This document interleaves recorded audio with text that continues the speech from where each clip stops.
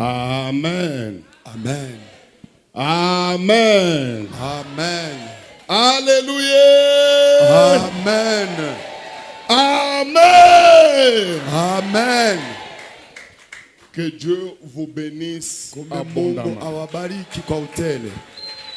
Je demande à tout le monde d'être très calme Na minamuomba mtu wote apate kukaa kimya kabisa, pour que nous puissions suivre l'enseignement sans beaucoup de difficultés. Aujourd'hui, puisque nous devons prier, sasa leo kwa sababu imetupasha tuombe, il est question que nous puissions voir un chapitre très intéressant. inapashwa tupate kuona chapter inakuwa ya muhimu kabisa. Un chapitre qui va nous aider à entrer dans la prière. Chapter yenye itatusaidia kupata kuingia ndani ya malombi. Nous voulons voir avec vous Tunapenda tuone pamoja na nini le profil d'une vie influencée par les dieux des maisons de nos pères. kionesho kinye kinaonesha kusema maisha za huyu mtu wamekwisha kuivuta kwenye miungu za nyumba ya baba. Donc aujourd'hui le chapitre que nous voulons voir, maana yake leo somo yenyewe tutasemezea, c'est le chapitre qui va nous montrer ni somo zile zitaongea kwamba le profil de quelqu'un qui est influencé encore par les dieux de la maison de son père. Maalama vionesho vyenye vinaonesha kwamba mtu huyu amekwisha tawaliwa na miungu za kunyumba ya baba. Donc nous voulons voir avec vous tunapenda tuone pamoja na nyinyi les signes qui peuvent vous montrer que mavionesho kama mahalama que ce que vous vivez là n'est pas normal. venye vitasema hii maisha unakapoishi isiyo sawa. Vous savez, Jésus-Christ avait dit quelque chose dans la Bible qu'on peut lire, s'il vous plaît. Mnajua Yesu aliposema kitu moja katika Biblia kinye tunaweza kusoma. Matthieu chapitre 7 verset 16 à 20. Mathayo sura yake 7 mstari ya 16 mpaka 20. Qu'on nous lise, s'il vous plaît.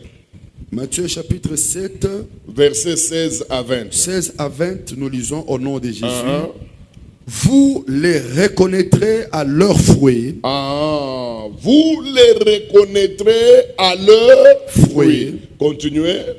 Cueille-t-on des raisins sur des épines? Cueille-t-on des raisins sur des épines? Ça, ce sont des questions. C'est Jésus-Christ qui dit.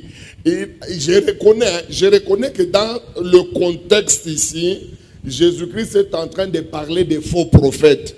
Natambua kusema hapa Yesu anasema kuhusu manabii za ongo. Il a parlé des faux prophètes qui vont séduire le monde, qui vont détruire certains enfants de Dieu. Alors on lui a posé la question de savoir comment est-ce que nous pouvons les reconnaître. Balimuuliza juu kuhusu wana wa Mungu na wale wasio wana wa Mungu wa kweli, ndio wanasema je, tutawatambua wabaya? Jésus-Christ a sorti une vérité qui est vraie pour le faux prophète et qui est aussi vrai dans les autres domaines. Yesu alipata sema ukweli yenye iko nasema juu ya wanabii wa uongo, tena inaweza kwa vile vile ndani ya viwango vingine. Écoutez ce qu'il a dit. Sikia kenye Yesu anasema. Si vous voulez discerner un faux prophète, kama mnapenda mumtambue nabii wa uongo, vous allez le reconnaître, vous allez le découvrir, vous allez l'identifier à partir des fruits, des signes. Ils ont certains fruits dans leur vie qui ne mentent pas. Anasema mtamtambua kupitia matunda, kwa sababu wanakuwaka na matunda zenye azidanganye. Je reconnais que ce qu'il dit là, c'est à propos des faux prophètes.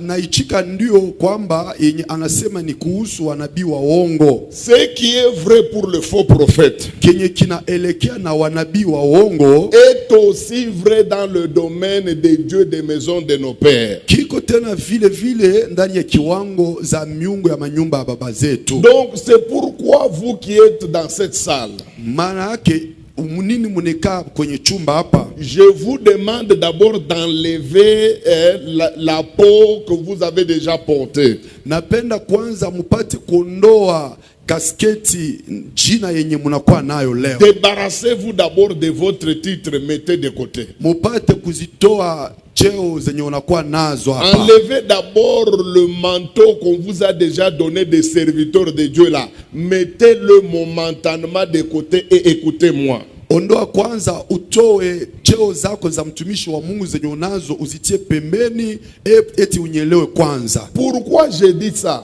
Jua nini nasema hivi? Puisque certains manteaux que vous portez, kwa sababu macheo zingine munakuwa nazo, vous empêchent d'écouter la vérité, puisque vous êtes tellement dans la peau du bishop.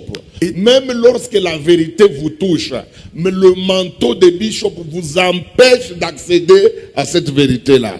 Ile cheo zitakutuiza kunisikiliza mzuri, kwa sababu wakati umejiona wewe uko bishop, sasa je unaweza kunishikia wewe uko bishop? Maintenant nous sommes en train d'examiner avec vous quels sont les signes qui montrent que cette personne ici a encore un problème avec les dieux de la maison de son père. Donc cette personne ici est encore en train de subir la loi et l'influence des dieux de maison de son père. Tunapenda kuambia kwamba ni mahalama kanye zenye zitaonesha kwamba mtu huyu amekwisha kwa mwenye kutawaliwa na miungu za nyumba ya baba yake. Puisque les dieux de maison de nos pères, quand ils sont quelque part en train d'agir, ils font toujours signaler leur présence. Il n'y a pas un endroit où vous allez trouver ces dieux-là, vous ne sentez pas leur présence. Qu'il pleuve ou qu'il neige, partout où il y a des dieux, ils se font sentir. Alors quels sont les signes à partir desquels nous pouvons réaliser que c'est vrai, nous sommes des chrétiens, c'est vrai, nous nous sommes convertis, mais jusque-là, nous subissons encore certaines lois des dieux des maisons de nos pères. Maana fasi popote palipo kutana miungu zile za nyumba ya baba, kuna kuwaka paka mahalama yenye zinakuwaka naonesha juu mtu wote apate kutambua kwamba kwenye maisha huko mtu huko miungu za nyumba ya baba yake. Premier signe caractéristique. Alama ya kwanza. Et ça, retenez-le très bien. Na ile mupate kuandika na kuishika mzuri. Ça se trouve chez toute personne qui subit la loi des dieux de maison de son père. Utaikutana kwa mtu wote mwenye eko chini ya sheria zile za miungu ya nyumba ya baba yake. Il a beau crier qu'il est pasteur, il a beau crier qu'il est bishop, mais ça reste vrai.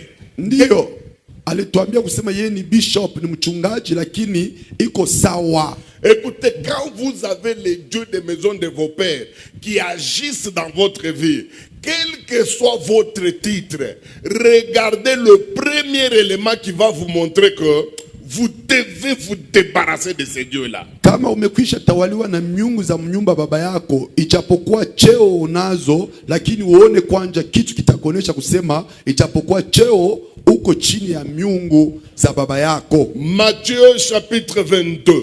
Mathayo sura yake 22. Versets 24 à 27. C'est là que nous allons trouver le premier signe caractéristique d'une vie influencée par les dieux des maisons de nos pères. Hapa ndio tutapata kionesho ya kwanza ya maisha yenye inakuwa chini ya sheria za miungu za nyumba ya baba yetu. Et ici je m'adresse à ceux-là qui s'appellent souvent serviteurs de Dieu, servants de l'Éternel. N'empêchez pas cette vérité de vous toucher, puisque ce n'est pas le fait d'être serviteur qui va vous sauver, mais c'est plutôt quand vous avez la vérité et vous réagissez face à cette vérité, et la Bible dit la vérité vous a franchira. Hapa napenda kuongea na wote anajiita mtumishi wa Mungu wala kijakazi wa Mungu, usipate kuzuiza ukweli kutumika kwenye maisha yako, kwa sababu ni kusikia ukweli ndio ukweli itakufanya uhuru. Qu'on nous lise. Batusomee Matthieu 24 jusqu'à 27. Maître, Moïse a dit, si quelqu'un meurt sans enfant, son frère épousera sa veuve. Amen. Et suscitera une postérité à son frère. Or, il y avait parmi nous 7 frères. Beaucoup de gens ont toujours pensé que Watu wengi wanakuwaka nazania kwamba cette histoire ici fait référence à une parabole. C'est complètement faux. watu wengi D'abord. wanazaniaka ni fumbo, lakini sio fumbo, hapana. D'abord, celui qui donnait des paraboles, c'était Jésus.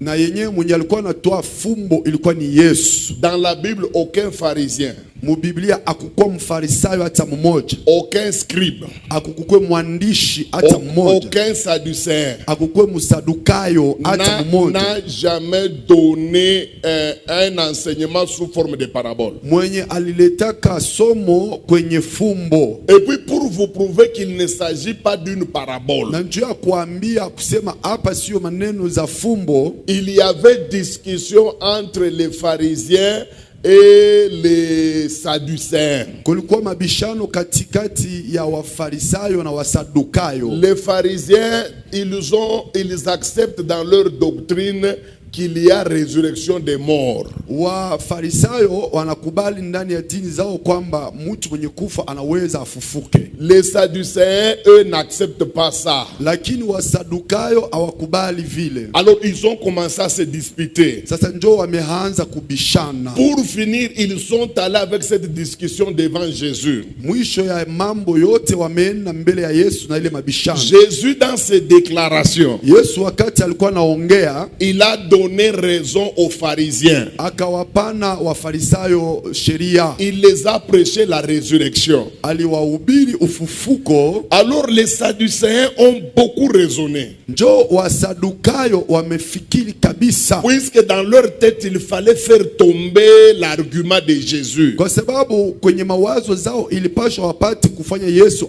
anguke kusema Pour kwake. eux, la résurrection n'aura jamais lieu et n'existe pas. Kwenye dini zao ufufuko hauko na hauwezi kuwako. Alors, pour faire tomber Jésus, Sasa njoo ya kumshinda Yesu, ils ont recouru à un argument de poids. njoo wamekimbilia kwenye mfano zenye zilifanyika. Selon lui, selon eux, Kulinganishana nao, cet argument-là va faire écrouler tout l'enseignement de Jésus sur la résurrection. mfano zenye walisema waliongea itamshinda Yesu. Ils ont dit à Jésus ceci. Njoo wamemwambia Yesu hivi, Toi, tu dis qu'il y a la résurrection. wewe unasema kuna bien. ufufuko, ndio. Mais nous, dans notre ville ici, Sasa sisi hapa kwenye muji yetu nous connaissons une famille. tunajua jamaa mmoja. Cette famille-là avait 7 enfants. Ile jamaa zilikuwa na wana 7, Tous, ils étaient des garçons. wote walikuwa ni wanaume. En vertu de la loi de Moïse en Deutéronome 25, verset 5, qui dit que lorsqu'un frère se mariera à une femme et qu'il n'aura pas d'enfant et qu'il meurt, c'est son petit frère qui va hériter de la femme pour susciter une progéniture à son grand frère. Kwa kufuata sheria ya Musa yenye ilitolewa kwenye kumbukumbu la Torati 25 mstari ya 5, kwamba mtu wakati amefariki lakini asipate mtoto na mke wake, anaweza kuatia mdogo yake bibi yake juu apate kuzala naye. Or, il y a eu le premier qui s'est marié à la femme. Nayo kulikuwa wa kwanza mwenye alioa bibi ule. Et puis, il n'a pas eu d'enfant et il est mort. Asikupate watoto na alikufa. Puis il y a eu le deuxième qui a pris la même femme. Quels sont les signes Ni maalama gani qui peuvent vous montrer que inaweza kuambia kwamba c'est vrai vous êtes enfant de Dieu, ndio uko mwana wa Mungu, c'est vrai vous êtes pasteur et puis un bon pasteur, wewe ni mchungaji, tena mchungaji mzuri vous kabisa, êtes ancien de l'église, uko mzee wa kanisa, mais cependant votre vie lakini maisha yako yenyewe est en train de connaître un problème. iko na tatizo. C'est qu'elle subit l'influence de Dieu des maisons de vos pères. Ni kusema imekwisha tawaliwa na uwezo wa miungu za nyumba ya baba yako. On vient de nous donner l'exemple d'une famille en Israël. Wanatokea kutupatia mfano ya jamaa moja kwa Israeli. S'il vous plaît, ce n'est pas la famille d'un Congolais, c'est pas la famille d'un Na Congolais. msi hapa sio famii ya Mkongomani, C'est une famille d'Israël. ni jamaa zenye kuwa katika Israeli. Et ce qui est grave, c'est une famille qui a vécu à la même époque avec Jésus. C'est une famille contemporaine de Jésus. Na kenye kiko kia mshangao ni jamaa zenye ziliishi wakati moja moja zile Yesu alikuwa ako hai. Mais dans cette famille, il y avait un problème très sérieux. Lakini kwenye jamaa ile kulikuwa shida kubwa kabisa. La première personne, l'aîné de la famille, Mzaliwa wa kwanza wa ile jamaa se marie à une femme. alioa mke mmoja. Première chose, ils ne mettent pas au monde. Kitu kia kwanza hawakuwa na zaa. Deuxièmement, il meurt. Kia pili amefariki. Son petit frère, le second, prend la même femme. Mdogo yake anamchukua mke mmoja mmoja ule. Il constate qu'il a le même problème que l'aîné. Anatambua kwamba anakuwa na tatizo mmoja mmoja kama kaka yake. Incapable de mettre au monde. Hakukuwa na uwezaji wa kuzaa. Et puis il meurt. Kisha naye pia amefariki. Le troisième monte. Watatu pia naye anaenda kuchukua mke Il mmoja mmoja. remarque qu'il a aussi le même problème. Anakuwa kutambua kwamba ana tatizo mmoja mmoja Que zile. l'aîné, que le deuxième. Tatizo zilikuwa na mzaliwa wa kwanza pia na wa Il ne pili. met pas au monde. Naye hakukuwa na zala. Et puis il meurt. Na kisha alifariki. Donc dans cette famille, Nikusema ndani ya jamaa il y zile a quelque chose que nous remarquons. kulikuwa kitu kinye tuliona. C'est quoi? Manake kitu gani? Uniformité des problèmes chez tous les membres de la famille. Kulikuwa mateso ya pamoja kwa watu wote wa jamaa zile. Uniformité des difficultés chez tous les membres de la famille. Kulikuwa tatizo moja yenye tulikuwa naona kwa memba wote wa jamaa Donc, zile. premier signe Nikusema alama ya kwanza qui va vous montrer que vous avez besoin de la délivrance, itakwambia wewe unahitaji ufungulivu. c'est que vous allez remarquer qu'au niveau de votre famille, Nikusema utatazama, utatambua mjamaa zako il y aura uniformité des problèmes, uniformité des difficultés. Ce que l'aîné a comme problème, c'est ce que le second aura comme problème. Ce que le second a comme problème, c'est ce que le troisième, le quatrième, le cinquième aura comme problème. Si vous remarquez que dans votre famille, il y a uniformité des problèmes, c'est qu'il y a les dieux de la maison de votre père qui sont en train de vous troubler. utaona kwamba matatizo zenye zinakuwa na wa kwanza, jo tatizo zinakuwa kwa wa pili, kwa watatu, kwa wa nne. En examinant cette famille, Wakati wa kuchunguza ile jamaa, vous pouvez comprendre que dans cette famille, il y avait deux grandes malédictions. unaweza kuelewa kwa ghafla na kusema kwenye ile jamaa kulikuwa hole mbili. Donc le manque de fécondité. Ilikuwa kukosewa kwa uzao, D'ailleurs, nous pouvons raisonner. na tunaweza kufika hali pale. Soit c'est la femme qui était stérile, Inawezekana ni mke ndio alikuwa mtasa, ou soit ce sont les hommes qui étaient stériles. wala ni wanaume ndio walikuwa tasa. Mais à regarder de près,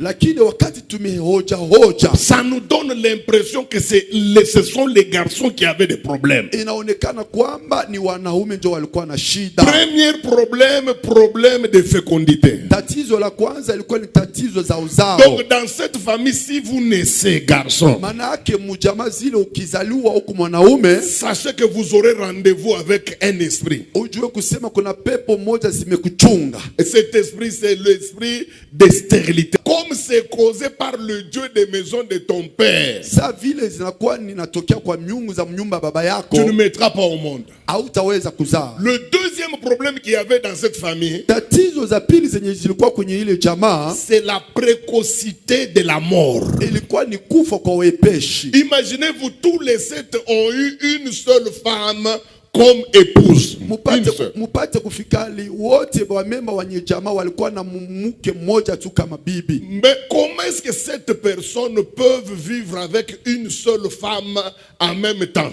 Je, watu 7 watakapoishi na mke mmoja kwa wakati mmoja? Puisque généralement, quand nous vivons sur la terre, Kwa sababu kama tukunaishi kwa dunia hapa, ceux-là qui font longtemps sur la terre, wenye wanakuwa naishi maisha mrefu ce sont pa des dunia, gens qui meurent à 70 ou à 80 ans. inakuwa ni watu wenye wanakuwa na fariki kwa miaka 60 Mais 70. remarquez que dans cette famille, Lakini mtazame kwenye hizi jamaa, tous les 7 garçons ont eu cette femme femmes-là comme épouse. Vijana vyote 7 walimuoa mke ule. Par quel mécanisme? Ilifanywa je? Par le mécanisme de la mort. Ilikuwa tu ni kufa kwa wepesi. Donc ils mouraient en cascade. Walikuwa na kufa tu kwa wepesi. Ils avaient des morts précoces. Walikuwa kana kufa kwa wepesi. L'aîné s'est marié. Mzaliwa wa kwanza anaoa. Non seulement il n'a pas eu d'enfant, hapana tu alikosa kuzaa, mais il est mort. Na alifariki Il est mort brutalement. Alifariki kwa ghafla. Le second aussi est venu. Wa pili pia amekuja. Il n'a pas eu d'enfant. Asikuwa na mtoto. Il est mort. Na alifariki pia. Frères et sœurs en Christ. Ndugu na dada katika Kristo. Ne me dis pas je suis intercesseur. Ne me dis pas ça. Usiniambie mimi ni muombaji, hapana. Ne me dis pas je suis prophète. Usiniambie mimi ni nabii. Aussi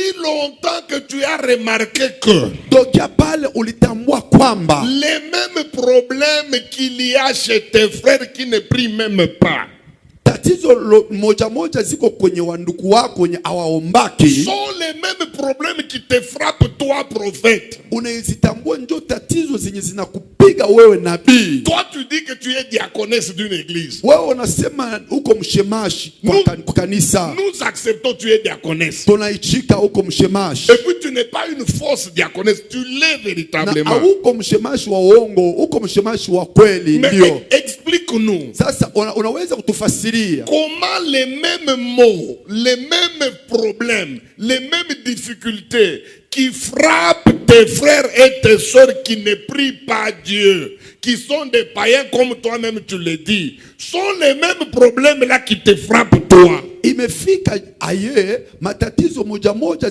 zimepika wanduku wako wenye awaombaki, zimekupika na wewe mwenye unejiita mtu wa malombi. Si tu remarques ça, kama unaitambua vile, sache qu'il y a les dieux des maisons de ton père derrière toi. Ulijui kwamba kuna kwa mauwezo za miungu ya baba yako kumkongo yako. Regardez par exemple les ancêtres de Jésus, les ancêtres femmes. Uangalie ataba tate ya Yesu wakambo wake. En tout cas, si tu prends tous les ancêtres femmes de Jésus, ukichukua wakambo wake wanamuke wote wa Yesu, tu vas trouver qu'elles avaient toutes un dénominateur commun. Utaona wote walikuwa paka na mambo moja tu. Elles avaient une sorte d'uniforme spirituel. Walikuwa kana vazi moja za kiroho. C'est qu'elles ne mettaient pas au monde. Maana hawakuwa wote nazaa. Regardez Sarah. Muone Sarah, la femme de Abraham. Mke wa Ibrahimu. Elle ne mettait pas au monde. Asikuwa nazaa kwanja. Pour mettre au monde, juu ya yeye azale, il a fallu beaucoup de prières. Ilipashwa malombi nyingi kabisa. Et quand bien même il y a eu beaucoup de prières de la part de son mari, ijapokuwa kulikuwa maombi nyingi tokea kwa mume wake, elle n'a mis au monde qu'un garçon. Alizaa mtoto mmoja tu. Sarah va mettre au monde Isaac. Atamzaa Isaac. Isaac se marie à Rebecca. Isaac anaoa Rebecca. Curieusement, Rebecca a les mêmes problèmes qu'avait Sarah. Kwa mshangao, Rebecca alikuwa na tatizo moja kama Sarah. Elle aussi ne mettait pas au monde. Yeye pia hakukuwa nazaa. Isaac engendre Jacob. Isaac anamzaa Yakobo. Jacob se marie à Rachel. Yakobo anamuoa Rakeli. Rachel avait le même problème que sa grand-mère Sarah et sa mère Rebecca. Rakeli alikuwa pia na tatizo moja kama kambo yake Sara wala mama yake Rebecca. Si vous examinez la famille, la lignée de Jésus, ukichunguze uzao kizazi ya Yesu, vous allez voir que toutes les femmes chez les Jésus avaient un problème. Utavumbua kwamba wanamke wote kuba Yesu walikuwa na tatizo moja. Elles ne mettaient jamais au monde. Tatizo la kuzaa. C'était ça leur uniforme spirituel. Jo ilikuwa kavazi zao za kiroho. Chez les Jésus, pour mettre au monde, il faut faire ça. Kwenye nyumba ya ba Yesu nju mtu azale imepashwa atupe jasho. À cause d'ailleurs des difficultés de mettre au monde dans la famille de Jésus. Na ni kwa sababu za tatizo za kuzaa ndani ya jamaa ya Yesu. Regardez, elles n'ont pas mis au monde beaucoup d'enfants. Moneni hawakuzaa watoto wengi. Sarah alizaa mtoto mmoja tu. Rebecca alizala wawili tu. Rachel, Rakeli aliwazaa wawili. et le deuxième l'a mangé. na huyu wa pili alimkula na kumkula, alimuua. Rachel a été la première martyre de maternité dans la Bible. Rakeli ndio alikuwa mtu wa kwanza alikufia kuzala. C'est la première femme dans la Bible à mourir sur la technique. Ndio alikuwa mke wa kwanza mu Biblia au mwenye banasema wakati ya kuzaa ndio alifariki. Et vous savez pourquoi ça lui est arrivé? Na mulijua kenye kilimfikia? C'est puisqu'elle vient d'une lignée où il y avait un problème sérieux. Ni kwa sababu alitokea kizazi kwenye kulikuwa tatizo fulani. Dans leur lignée, ndani ya kizazi kyao, ils n'avaient pas de problème d'argent. Hawakuwa na tatizo kupesa. Ils étaient très riches. Ela walikuwa nazo. Ils n'avaient pas de problème de relations conjugales.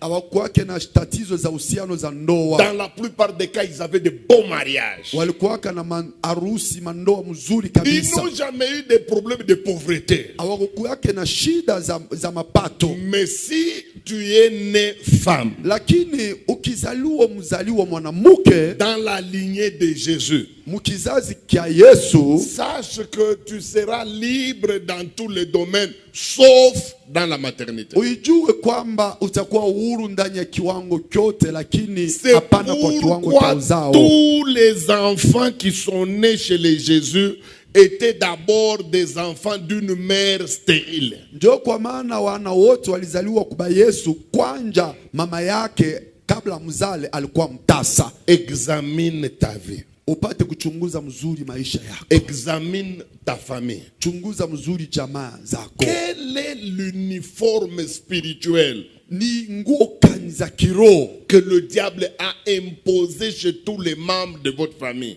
Chenye shetani amekwisha kazisha wenye memba wote wa jamaa zako. Faites attention mes amis. Mukebe hange wapenzi. Si vous remarquez que dans votre famille il y a uniformité de problèmes, ukitambue kwamba mjamaa yenu kuna kwa mambo moja yenye nafuata mwenye memba wote, les mêmes problèmes qu'on trouve chez l'aîné, tatizo moja moja wanakuta kwa wakwanja, ce sont les mêmes problèmes qu'on trouve chez le second. Ndio tatizo moja moja inafuata mtu. Les mêmes problèmes qu'on trouve chez le second, tatizo banakuta kwa wapili, ce sont les mêmes problèmes qu'on trouve chez le cadet. Ndio tena tatizo zinakuwa kwa wa mwisho. Les mêmes problèmes qu'on trouve chez le cadet, magumu moja moja kwa wa ce mwisho. sont les mêmes problèmes qu'on trouve chez les cousins. Ndio magumu moja moja banakuta kwa banduku wengine. Si vous remarquez cela, ukitazame na kutambua vile, sachez que ce sont les dieux des maisons de nos pères qui en sont responsables. Ulijue inakuwa ni miungu za mnyumba baba yako jo eko kumkongo ya. C'est comme ça que beaucoup de serviteurs de Dieu, ndio kwa maana wengi kwa Wakristo watumishi wa Mungu, vivent dans l'hypocrisie. Wanakuwa naishi maisha ya unafiki. Ils commencent à cacher des choses qui leur arrivent en privé. Wanakuwa na ficha maneno zenye zinawatesa za wateswa kwa uficho. Pourquoi ils cachent? Kwa nini wanaficha? C'est puisqu'il sait que ce qui m'arrive n'est pas normal. Ni kwa sababu anatambua kwamba hizi maneno zinifikia sio sawa. Il est conscient que un homme de Dieu ne peut pas vivre ce que je vis. Zamiri yake namwambia kwamba mtumishi wa Mungu hawezi kuishi maisha kama hii. Je vous dis la vérité, les esprits mauvais là n'ont pas peur de vos titres. Nawaambia ukweli, mapepo mchafu zile azikuwa na uoga wa cheo zako. Les démons n'ont pas peur de 8e, sepag, 30e. Ce sont des noms qui ne disent rien. Mandemona azikuwaka na uoga wa 8e, sepag, sepek, majina tu. Même si vous écrivez sur votre église, église des affranchis et des libérés du Seigneur, les démons n'auront pas peur d'entrer dans cette église. Hata kama unaandika pa kanisa yako, kanisa wenye kwisha kuokolewa na wamekwisha tiliwa uhuru, wateule wa Bwana, mandemona zitaingia kule. Mes amis, ndugu yangu, quel est le problème qui est devenu uniforme dans votre famille? Ni magumu kani, ni shida gani zenye zinakuwa kwa mtu wote kwenu? C'est ce problème-là qui a été placé par les dieux de la maison de votre père. Donc, premier signe, uniformité des problèmes dans la famille. Tu vas commencer à t'appeler pasteur, hein? Tu as un petit frère fumeur de chanvre Uko na mdogo yako mwenye anakuwaka na kunywa bangi, qui ne connaît même pas Jésus. mwenye asimjue Yesu, Mais vous aurez les mêmes problèmes. lakini mtakuwa na tatizo mmoja ule tu. Deuxième signe Alama ya pili qui va vous montrer que vous avez besoin de la délivrance. itakufanya utambue kusema unahitaji ufungulivu. Genèse chapitre 29, Mwanzo sura yake 29 versets 21 à 25. mstari wa 21 mpaka 25. Je dis bien Genèse chapitre 29, Mwanzo 29 21 jusqu'à 25. mstari Qu'on wa lit. 21 mpaka 25. Ensuite, Ah, Jacob dit à Laban, ah, donne-moi ma femme, car mon temps est accompli. Écoutez, Jacob s'est attendu avec Laban pour la dot que Jacob devait payer. Il était arrêté ceci, que Jacob devait travailler 7 ans et on va lui donner Rachel. Yakobo aliongea na Laban mjomba wake kwamba mimi nitatumika miaka 7 na utanipatia Rakeli. Et toute sa vie, Na maisha yake mzima il a misé sur Rachel. alikuwa eko napenda kuoa Rakeli. Il a ciblé Rachel. Alimchagua ni Rakeli. Pour Jacob, c'était Rachel ou rien. Kufuatana na moyo wa Jacob ilikuwa ni Rakeli tu. Que le pasteur continue la lecture et nous allons découvrir quelque chose. La Bible dit Uh-huh. que mon temps est accompli et j'irai vers elle. Uh-huh. Laban réunit tous les gens du lieu Et puis, et fit un festin. apparemment, c'était pour marier sa fille Rachel. Le soir, Le soir, il prit Léa, il prit Léa, sa fille, sa fille, et l'amena vers Jacob, uh-huh. qui s'approcha d'elle. Et Et Laban donna pour servante à Léa sa fille, Zilpa, et sa servante. Pourquoi m'as-tu trompé? Pourquoi m'as-tu trompé? Laban dit, ce n'est point la Ce n'est coutume pas dans la ces coutume lieux dans notre milieu ici. Qu'est-ce qu'il faut faire? de donner la cadette avant l'aîné. Continue avec celle-ci. Achève la semaine avec celle-ci. On va t'ajouter. Et nous te donnerons aussi l'autre pour le service que tu feras encore Écoutez. chez toi cette année nouvelle. Jacob vivait dans une maison de son oncle où il y avait des dieux. Jacob alikuwa na keti kwenye nyumba za mjomba wake kwenye kulikuwa mamiungu. Et ces dieux-là étaient dans cette maison il y a longtemps. Na zile miungu zilikuwa kwenye nyumba zile wakati mrefu C'est kabisa. pourquoi quand Dieu a voulu traiter avec lui, il lui a demandé de quitter cette maison. Ndio kwa maana wakati Mungu alipenda kuongea naye alimwambia aondoke kwanza Puisque kule cette kwenye nyumba. maison-là était dangereuse pour Kwa Jacob. sababu ile nyumba ilikuwa na hatari juu ya Yakobo. Jacob lui ne le savait pas. Yakobo asikuwa anaijua. Voilà, il a travaillé 7 ans pour avoir Rachel. Ona anatumika miaka 7 juu ya kumpata Rakeli. Et le jour où elle devait prendre Rachel, Sasa siku ya kumchukua Rakeli c'est une surprise. ilikuwa ni mshutusho. C'est Léa qui tombe dans ses mains. Ni Lea ndio balimpatia haya.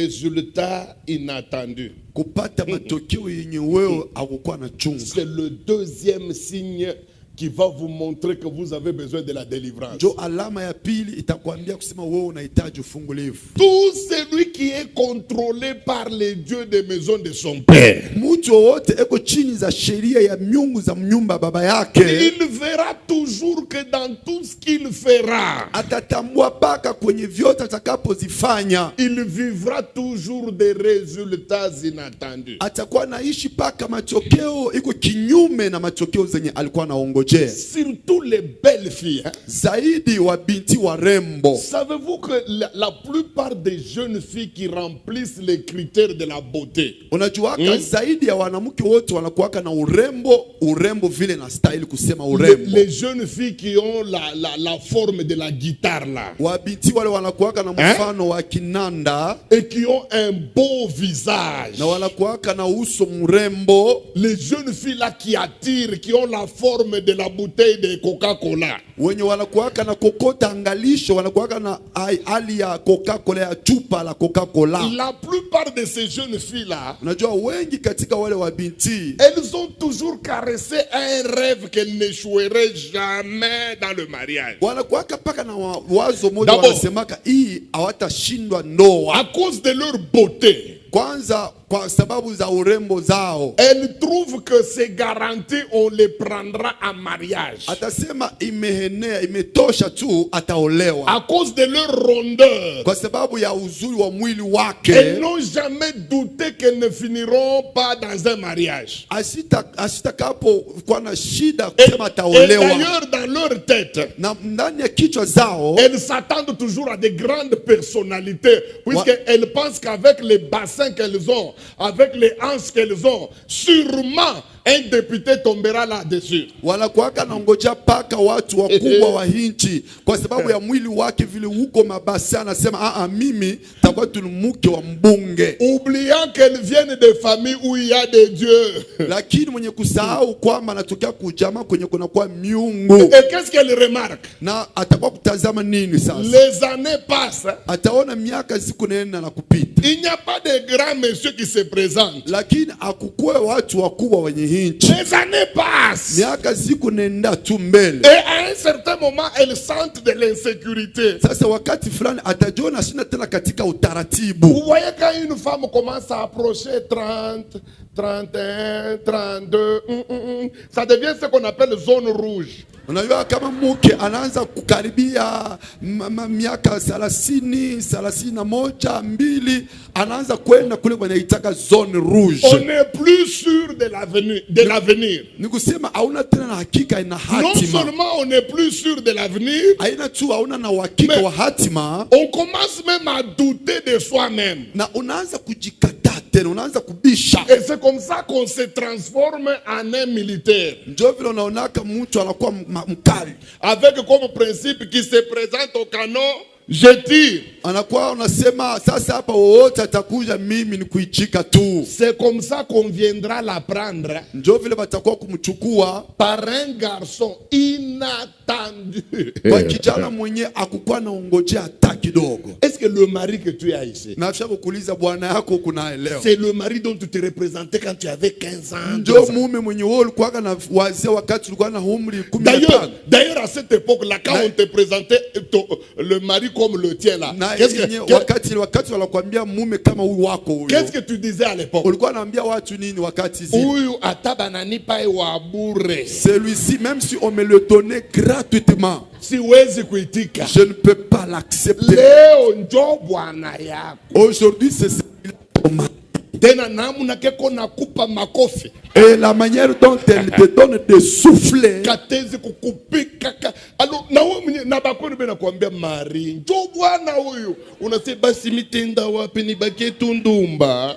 c'est plutôt qu'il te soumet à la bastonnade au point que la famille te demande, Le c'est ça le résultat mari. inattendu. Tu dis non, moi je ne peux pas faire autrement que même celui-ci. À cause des dieux des maisons de nos pères. Kwa sababu za miungu za mnyumba baba yetu, Vous pouvez vous marier à une femme que vous n'avez jamais imaginée. C'est le genre de femme que tu méprisais, que tu diminuais, mais puisque tu n'as plus où aller. Donc, unenda tukoana na mama moevia. Wa malutuku mbele kone pika lutuku. Au bisiportake me uko obligé ukale nae uko paka mama na batoto nyangalilie kwa kwanza ka 5000 auna na kwa kwenda. tu es un homme, tu avais des grands rêves, tu voulais te marier à une très bonne femme. Mais comme tu es coincé par la puissance de Dieu de la maison de ton père, tu te retrouveras dans la poitrine d'une grand-mère que tu ne peux supporter. Savez-vous que Jacob, dans sa tête, Vous savez que Jacob, il n'avait jamais imaginé devenir polygame. hakukuwaka na matengenezo ya kuwa polygame. Jamais. Kamwe. Jacob est devenu polygame Jacob alikuwa kuwa polygame à cause des résultats inattendus. kwa sababu ya matokeo iko kinyume ya ile alikuwa anangojea. Dans sa tête, lui, Kwenye kichwa yake il avait décidé de vivre avec une seule femme qu'on appelle Rachel. alichukuaka mpango wa kuishi na mke mmoja tu wanamuita Ce sont Rachel. les dieux des maisons de son oncle. Lakini ni miungu za mnyumba ya baba yake. haki ya mjomba qui yake. l'ont transformé en polygame. Ndio zimembadilisha anakuwa mtu wa kuoa sana. Dieu avait décidé au ciel que Rachel sera la première femme de Jacob. C'était ça la décision de Dieu. Mungu alikuwa mwenye kuchukua mpango, lakini ndio atakuwa mke wa kwanza wa Yakobo. Et Dieu s'est arrangé pour que Jacob fasse drague Rachel bien avant. Et tout s'est arrangé. Rachel était d'accord. Son papa était d'accord. Jacob était d'accord. Donc même dans la tête de Rachel, hein, Rachel savait que minjo mitakwa bibi wa kwanza wa Jacob mu maisha yake. Banduku, siku ya ndoa hivi. Résultat inattendu. Papa, Rachel, Lea anaingia mubukweri ya Rachel, anaingia par corner. Mina kwambia Rachel mwenye bukweri anabakia nje. Na vile alikufa wanaanza kumuita deuxième bureau. Et pourtant ni fwashi yake.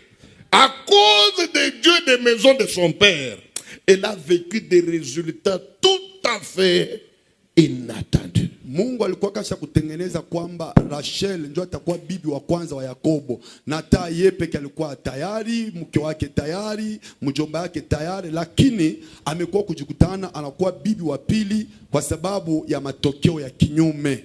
Qui pouvait croire que wewe uteshiaka kwa bibi wa soda huyu kunaye eko na chunga soko ya Butembo hii banduku hakuna mtu anapitaka angalia bunduki bulefu. Et pourtant kwa kibengo kuna chambula basoda sana, mais unashutuka tu parler de la force des choses, les résultats inattendus papa. Tena soda anakuweka na mukan.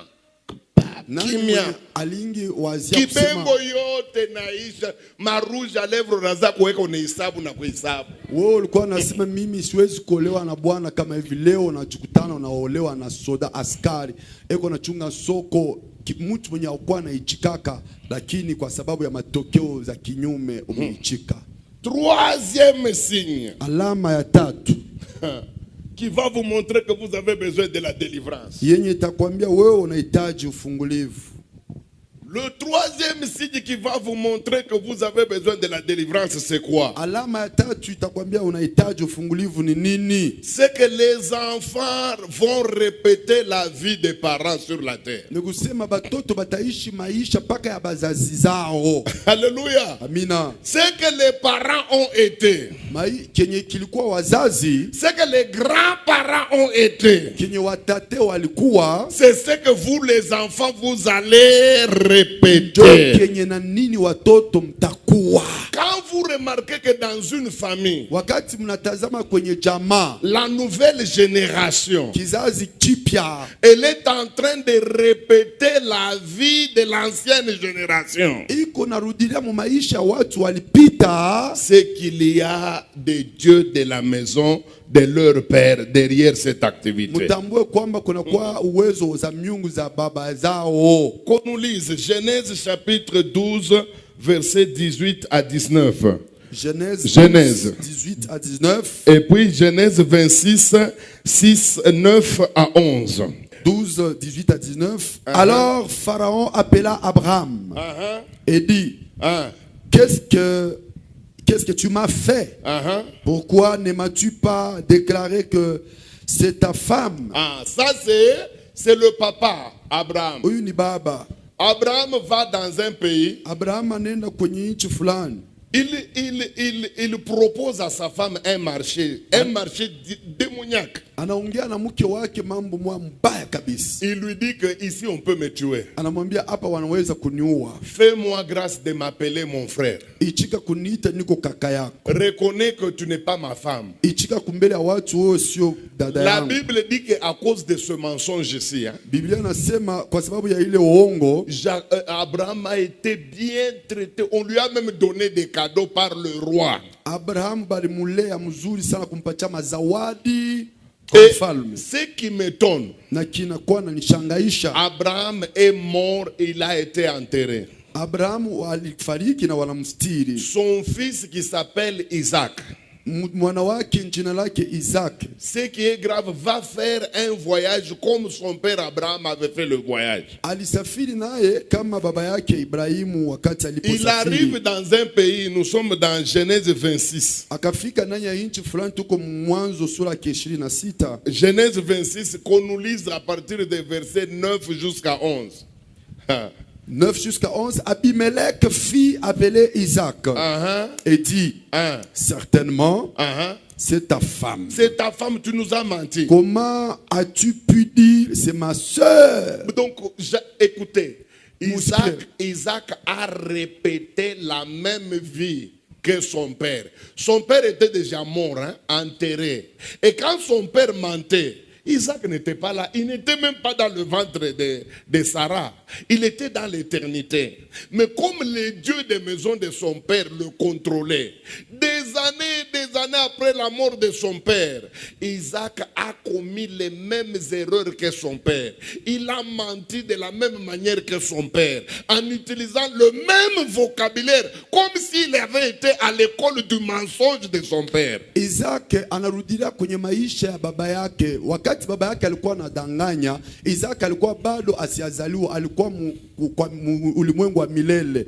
Lakini wakati amezaliwa, anarudia kwa uongo moja moja na anatumia tanko moja moja kama baba yake. Mes amis, si vous voulez vous marier à une fille, wapendwa, wakati unapenda kuoa binti wa watu, regardez sa maman. Angalieni kwanza, tazama mama yake. Ce que sa maman est, tazame vile mama yake yupo, c'est ce qu'elle sera. Ndio vile atakuwa pia. Vous n'avez pas lu dans la Bible. Au kusome kwenye Biblia, Jésus est entré dans une maison d'un pharisien qu'on appelle Simon le lépreux. Yesu aliingia mnyumba moja ya mtu mmoja alikuwa mwenye bukoma, wanamuita Simoni mwenye bukoma. Et Jésus est allé s'asseoir. Yesu anaenda kukaa. D'abord, la première chose que les gens, Simon le lépreux avait constaté, il a vu une prostituée que lui connaît comme prostituée. Mais la prostituée arrive, elle se jette aux pieds de Jésus. Non seulement elle se jette aux pieds de Jésus, elle verse des larmes, elle les sèche avec ses cheveux, mais elle commence à baiser les pieds de Jésus. En tout cas, le pharisien a été scandalisé. Simon aliona kitu kia kwanza, anaona mwanamke yule mkaaba anaingia, asikuingie tu, anajitupa kifundifundi kumiguu ya Yesu, anaanza kulia na kumwanga machozi. Ilimuuma sana mfarisayo yule. Et écoutez ce que le pharisien a dit dans son cœur. Lui n'est pas au courant que aujourd'hui nous connaissons ce qu'il avait dit. Et pourtant il y a des années ce monsieur-là est mort. Mais il avait dit des choses dans son cœur. Écoutez ce qu'il avait dit dans son cœur. Kwenye moyo wake sisi atukujue, lakini alikuwa mwenye kufa. Sikia kile alisema. Il a dit ceci. Anasema hivi, si cet homme Jésus, kama huyu mtu Yesu était prophète, kama alikuwa nabii, kia kwanja il devait connaître qui est cette femme. Kwanja alinge tambua huyu mtu ni nani. Doit connaître. Nabii wa kweli anapaswa. Écoutez la deuxième chose. Écoutez la deuxième chose qu'il avait dite dans son cœur. Neno la pili alisema kwenye moyo wake, de quelle espèce elle est. Anapaswa kuya ni wa aina gani. Il a dit deux choses. Alisema vitu viwili. Il a dit si Jésus était prophète, anasema kama Yesu alikuwa ni nabii, il allait savoir qui est cette femme qui le touche. Alipaswa kumtambua huyu mwanamke. Kisha kia pili, de quelle espèce elle est. Biblia imesema nini? La Bible dit multipliez-vous selon vos espèces. Biblia inasema muzalane kufatana na umbile wenu. Un manguier muchi ya yembe fera de mangue. Itatoa mayembe. Un mandarinier muchi ya mandarine fera de mandarine. Itatoa para mandarine. Vous ne verrez jamais un citronnier amutakapoona muchi ya lemon qui produit des avocats. Yenye inatosha ma avocat. Toi, la vie que tu mènes aujourd'hui, maisha ile ukunazo leo, n'est-ce pas, c'est la même vie que ton père a menée? Si ndio maisha moja moja baba yako aliishi? Vous savez, la plupart des femmes mariées aujourd'hui, unajua wanamke wengi leo wako kubukweli, qui sont déjà convertis, qui sont déjà devenus des chrétiens, wenye wamekwisha amini na wamekwisha kuwa Wakristo, elles ont l'habitude d'oublier. Wanakuwaka na sahau. Vous allez voir, elle met au monde sa fille. Utaona anazala binti wake. Et puis sa fille perd la tête, elle commence à prendre des hommes ici à Butembo, elle couche couche en désordre. Utaona binti ule anakuwa bazimu anaanza kusharatika pa Papa Butembo. pasteur, viens d'abord. Papa pastor uje kwanja. Mario konipatia haya. Marie ici Mario m'humilie. mie diaconesse mujuma Moi, toute une diagonesse ici à Butembo. Ni mfana nini? Je ne sais pas ce que je peux faire avec cet enfant. Acha kabwabwa. Non, arrête de parler trop. Marie urumuzala je. Comment tu as mis Marie là au monde? Urumuzala ku masomo. Tu as mis Marie au monde quand tu étais à l'école, n'est-ce pas? Sasa wewe unaenda pension, unaamini Yesu, unaenda pension. Maria anabeba kazi ya familia na bikotola. Maintenant que toi tu es maintenant pensionné, Multipliez-vous selon Marie vos espèces. a pris la relève, ça devient un problème. Mnapaswa kuzalana kufuatana na aina zenu. Maria kunatumika tu ni kazi ile urumufundisha. Marie est en train de répercuter, de travailler selon que vous lui avez appris. Écoutez ce que la Bible dit. Ce qu'il y a vu la Bible anasema. Mzee wangu chofu hapa. Pima kusimama vile. Ubangalie pakabo. La Bible dit ceci. Biblia anasema hivi, Lévi Lawi qui perçoit la dîme ule mwenye anachukua chekumi a ainsi payé la dîme à Melchisedec. alilipa chekumi yake kwa Melchisedeki. Or, quand vous regardez Lévi, Wakati unamwangalia Lawi il n'a pas vécu à la même période que Melchisedec. asikuishi wakati ile ya Melkisedeki. Celui qui a vécu à la même période que Melchisedec, Ule c'est aliishi son wakati- grand-père Abraham. Aliishi wakati ya Arrière-grand-père. Melkisedeki ni tate wake Mais Abraham. comment la Bible dit que Lévi avait payé la dîme à Melchisedec? Lakini Biblia inasema haye Lawi alilipa chekumi kwa La Melkisedeki. Bible dit Biblia inasema car kwa sababu il était dans les reins alikuwa kukifua d'Abraham. ya Abraham. Quand Abraham allait payer la dîme, Wakati Abraham alikuwa anaenda kulipa Lévi chekumi, était caché ici dans les reins. Lawi alikuwa mkiuno. Et quand Abraham payait la dîme, Na wakati Abraham alikuwa analipa Lévi chekumi, qui était dans les reins, Lawi mwenye alikuwa mkiuno, il payait aussi la dîme. yeye pia alikuwa analipa chekumi. Unaiwaka se kama kuna bwana mu hotel muko na embrassana tule tuko mukiuno na toto kuna muembrasser ule papa. Vous savez que si vous Unaiwaka. êtes avec un amant dans Unaiwaka. un hôtel, vous embrassez. Tous les enfants que vous avez dans votre Mcheze na âge busharati embrassent aussi. mutakoma. Vous jouez avec l'impudicité, vous allez Unaiwa se avoir les résultats. hapa niko na Vous ubiri savez, hapa. pendant que je prêche ici, Hapa niko na ubiri. pendant que je prêche, Unaiwa se toto mukifua. vous savez que Kuna ubiri pamoja. tous les enfants qui sont dans ma hanche prêchent avec moi. Tazala kama mtoto msharati. C'est pourquoi moi je ne peux pas mettre au monde une fille Puisque impudique. beko mukifunu Parce yangu. qu'ils sont dans ma hanche. Namuna niko na mtrete mama yabo na kumtetemekea na toto. La manière dont je Tout la garde tête de leur Bibi maman, yabo. eux aussi font comme ça de leurs femmes. Bandoko. Frère, Avec n'importe qui. cette histoire ici de vous prostituer avec n'importe qui, je vous en remercie. La Bible dit ceci. Biblia inasema Multipliez-vous mupate kuzalana selon vos espèces. kufuatana na umbile wenu. Angalia kwenu. Regarde chez vous, Kizazi kia pombe. une famille des ivrognes. Tate wako jo alianzaka kama nakunya. Ton grand-père, lui, quand il s'enivrait, hein, Jo eko natokea huko eko nashuka na mimbo. il venait d'ici vers là-bas en chantant. Tena tate wako yeye anaanza kuimba mpaka mimbo ya Mungu kama chakula. Et même lui, lorsqu'il est sous alcool, il chantait des cantiques religieux. Il disait Sina Wave et tout le monde reconnaissait que c'est leur grand-père qui vient. Lorsqu'il est mort, regarde comment ton grand-père, ton père a pris la relève. Vous lui avez même surnommé shérif. Puisque étant un grand toxicomane, alors quand il est décédé, il nous a laissé toi ici à l'église. Alors nous te demandons d'abandonner avec l'alcool, ça ne passe pas. Tellement hypocrite, hein? Tellement que tu es hypocrite, tu commences à nous freiner, à nous mentir avec un thermos. Ce qui te fait souffrir, c'est quoi? Multipliez-vous selon vos espèces. Kizazi takatifu, toute famille sainte kitazala batakatifu. mettra au monde une génération Kizazi sainte. kisharati, Toute famille impudique kitazala washerati. va mettre au monde une génération impudique. Kizazi kiabapole, Une famille des humbles kitazala bapole. va aussi engendrer les humbles.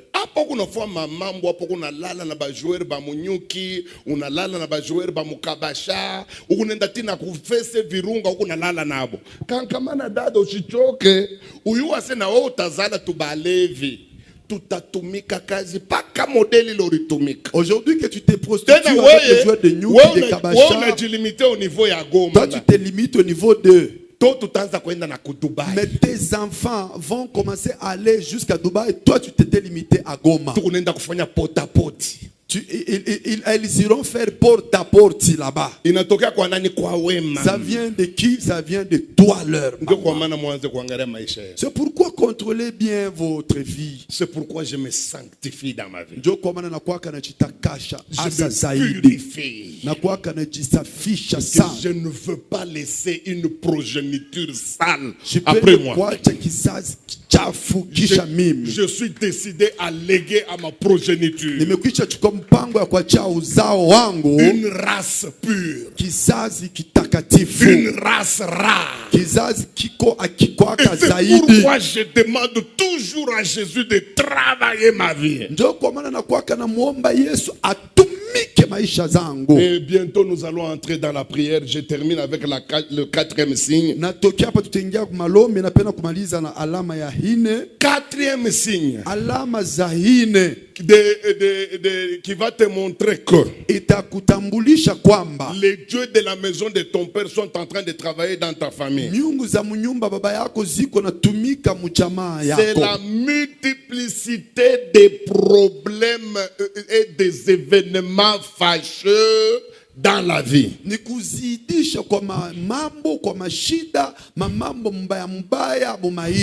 On dirait que le diable va organiser une conférence de problèmes intempestifs qui revient toujours dans ta vie. Lorsque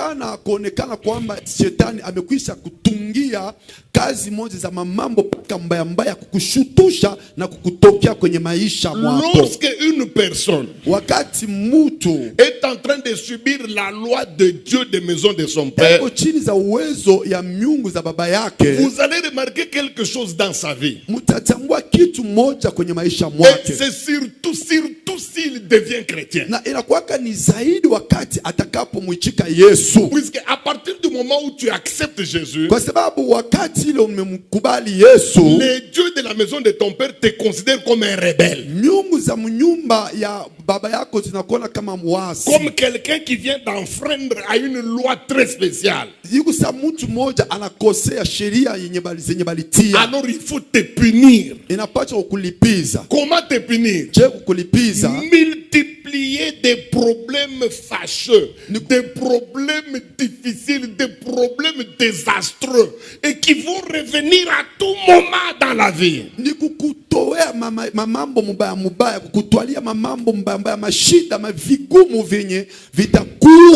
C'est pourquoi remarquez la plupart des gens qui se convertissent, dans la limite ou dans la minute qui suit leur conversion, ils sont victimes de toute une pluie de problèmes inexpliqués et inexplicables.